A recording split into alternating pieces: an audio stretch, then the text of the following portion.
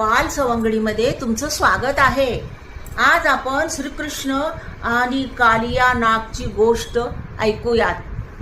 बरं का बाळांनो, खूप वर्षापूर्वी गोकुळमध्ये श्रीकृष्ण नावाचा एक गोड आणि खट्याळ आणि धाडसी मुलगा राहत होता। कृष्ण दिवसभर आपल्या मित्रासोबत खेळत असे, गायी चारत असे आणि सगळ्यांच्या चेहऱ्यावर हसू आणत असे। गोकुळ जवळ यमुना नदी वाहत होती। त्या नदीचं पाणी खूप स्वच्छ होतं आणि गोड पण होतं। गावातील लोक तिथून पाणी भरत, गाईला पाणी पाजत आणि लहान मुलं नदी किनारी खेळायला जात। पण एक दिवस काहीतरी विचित्रच घडलं। हळूहळू यमुना नदीचं पाणी काळं होऊ लागलं। नदीच्या जवळ गेलेले पक्षी अचानक खाली पडू लागले। गायी पाणी प्यायला गेल्या की आजारी पडू लागल्या। गावातील लोक खूप घाबरले। लोक एकमेकांना सांगू लागले, यमुनेत कालिया नाग नावाचा भयंकर नाग राहायला आला आहे। कालिया नाग खूप मोठा आणि विषारी होता। त्याच्या विषामुळे नदीचं पाणी खराब झालं होतं। सगळ्यांनी नदीकडे जाणं बंद केलं।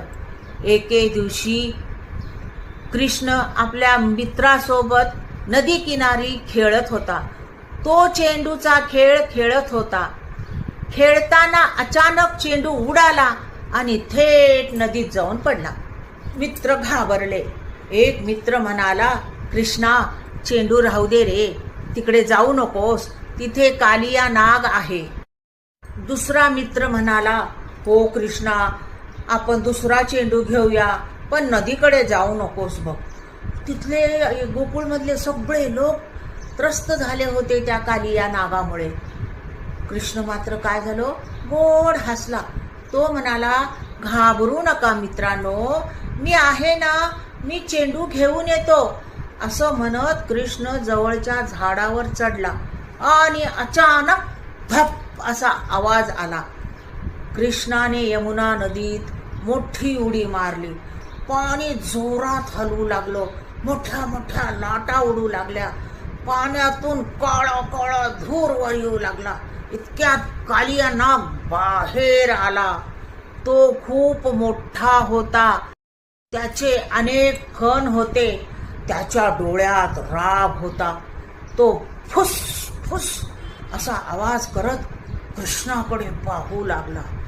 कृष्णाचे मित्र घाबरून